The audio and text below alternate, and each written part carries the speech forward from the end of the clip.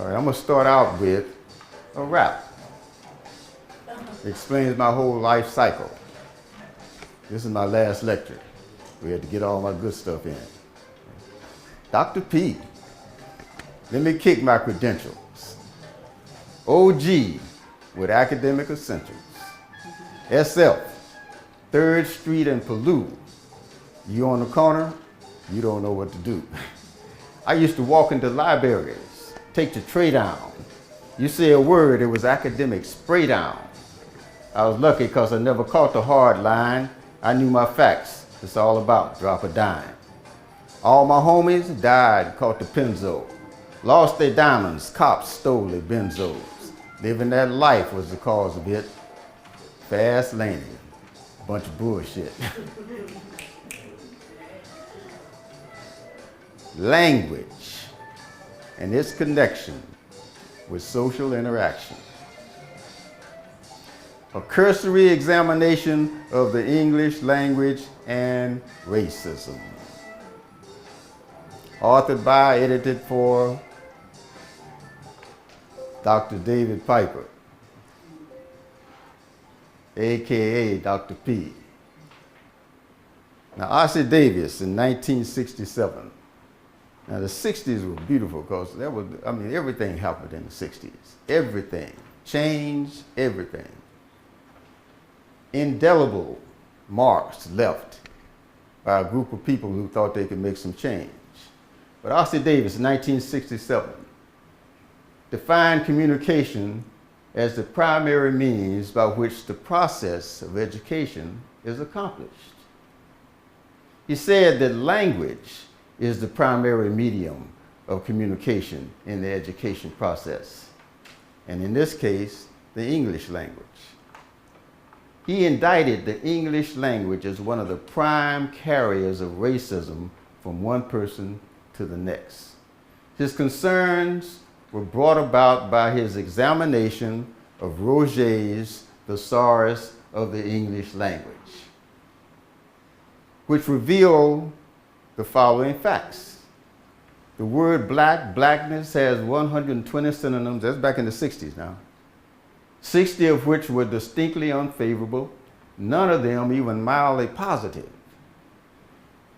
Among the offending 60s were such words as smut, smudge, sullied, begrimed, dingy, murky, threatening, frowning, foreboding, forbidden, deadly, unclean, dirty, unwashed, foul, funky, stinky, nasty, etc., etc., etc.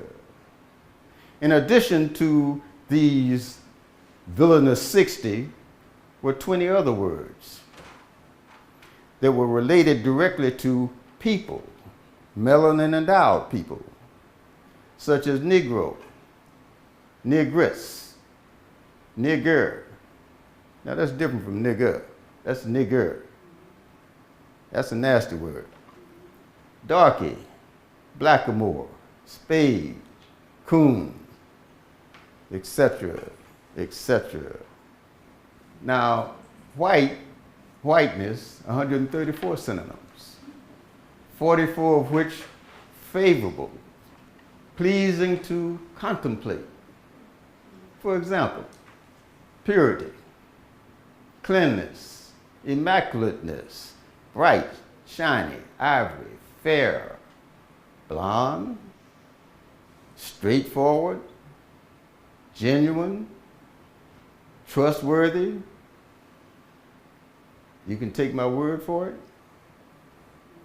Only 10 synonyms of which Ossie felt that they had a negative sense of implication, and only in the mildest sense, such as gloss over, whitewash, gray, wan, ashen, white lie, pale, etc., etc., and ours.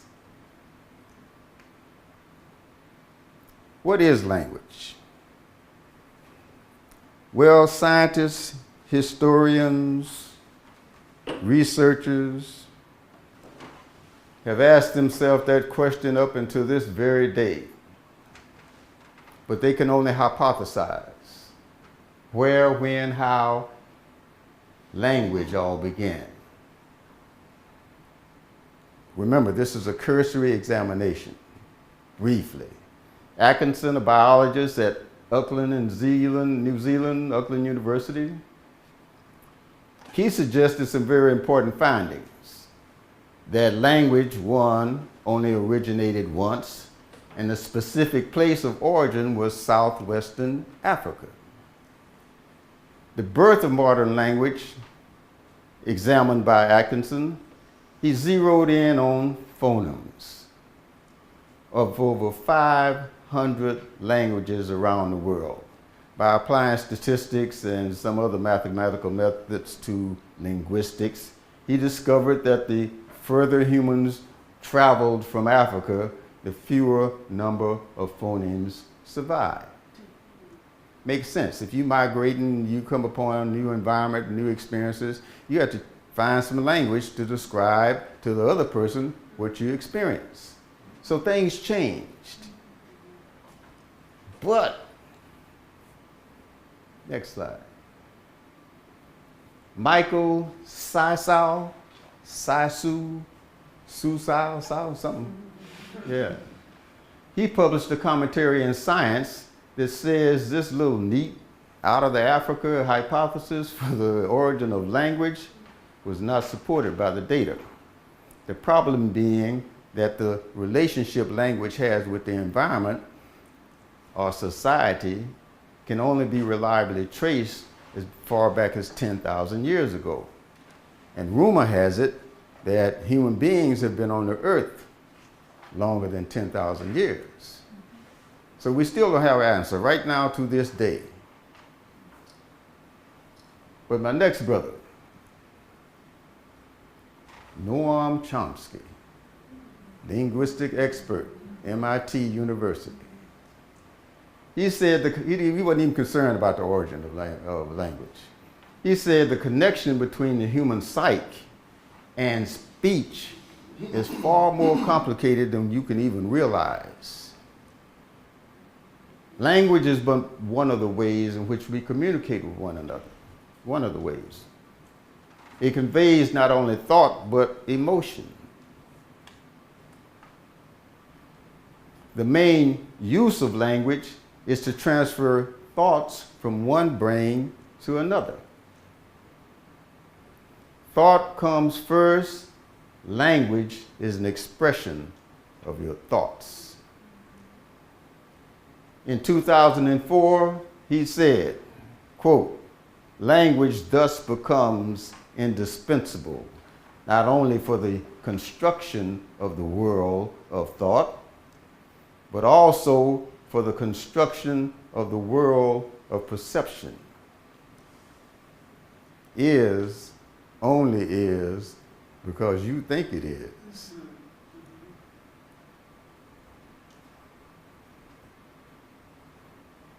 If you go to the library at Mission College and look in that big old rusty, dusty Webster dictionary, you're going to find 5 or 6 pages defining the word black, 7 or more pages defining the word white.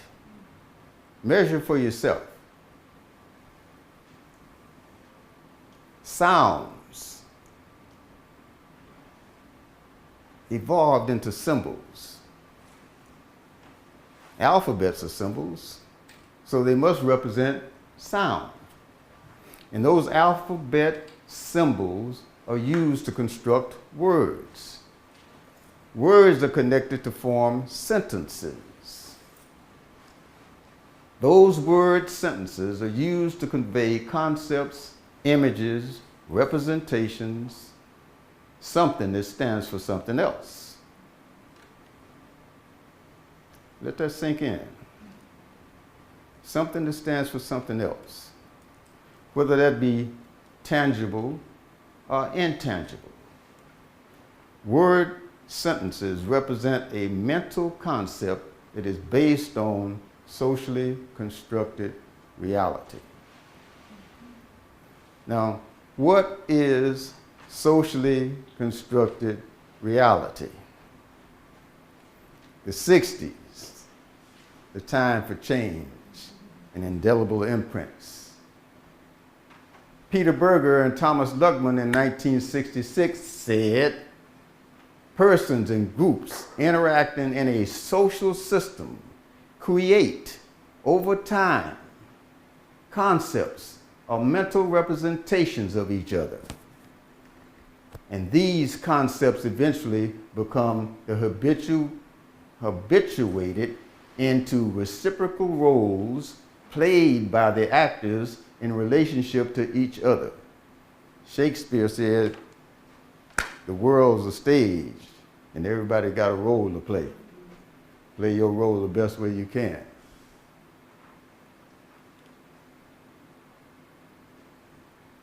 They continued with, when these roles are made available to other members of society to enter into and play out, them children y'all be raising, the reciprocal interactions are said to be institutionalized.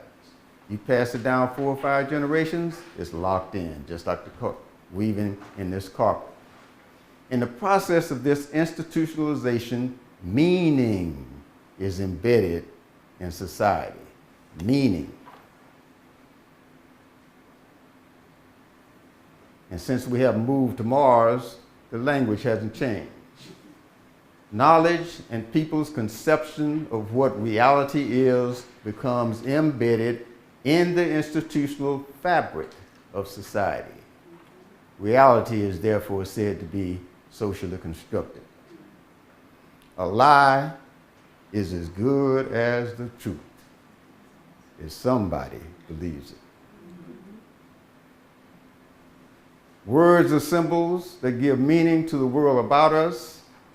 The power of words is such that the pervasiveness of positive and negative meanings for words can easily influence minds and attitudes. You gotta watch what you say. Watch who you say it to.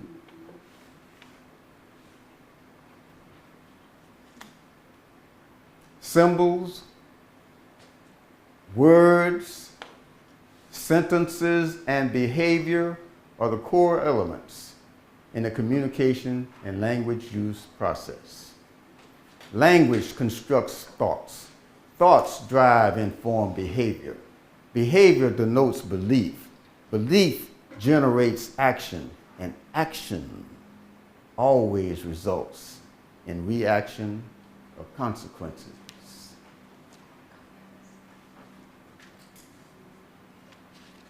Word/language reflects culture. Culture is learned behavior acquired chiefly through verbal communication or language. Language and language use are socially constructed. Through word language, we have constructed a culture of racism.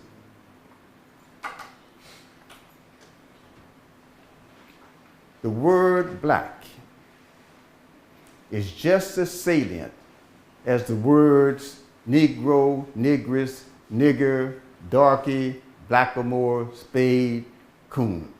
The word white is just as salient as the words purity, cleanness, immaculateness, bright, shiny, ivory, fair, blonde, white lie.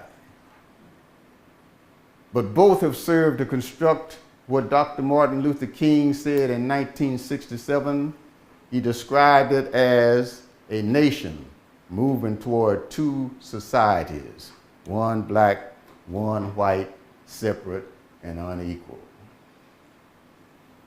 So, the English language is my enemy. I will define communication as the primary means by which the process of education is accomplished. I will say that language is the primary medium of communication in the educational process, and in this case, the English language. I will indict the English language as one of the prime carriers of racism from one person to another in our society. Ossie Davis, 1967. That's the references. If you ask me for the, hold it right there. Click on this doll. This experiment was done to help get Brown versus the Board of Education passed with the Supreme Court. Which doll is the ugly doll? Here was the psychologist. Why is that doll ugly? Because he's black. Which doll looks most like you? Like me? Yeah, which one looks like you? Focus on the children's And expression. Okay. Can you show me the doll that you like best or that you like to play with? This one. I like that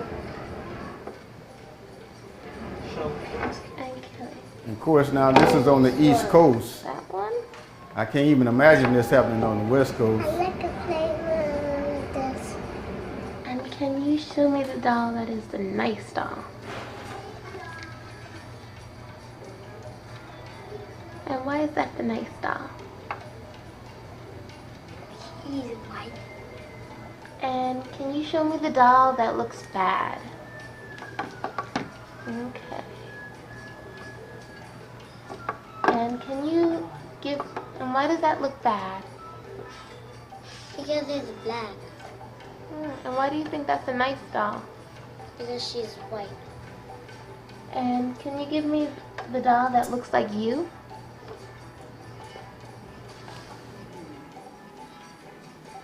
15 out of the 21 children preferred the white doll. So it's not just Mission College. This shit is spread all over the world. And all that's the references and stuff, because I know somebody's going to question, you know, my, shut up. So I'm ready, brother. I'm ready. I got my backup. Okay, so that's it.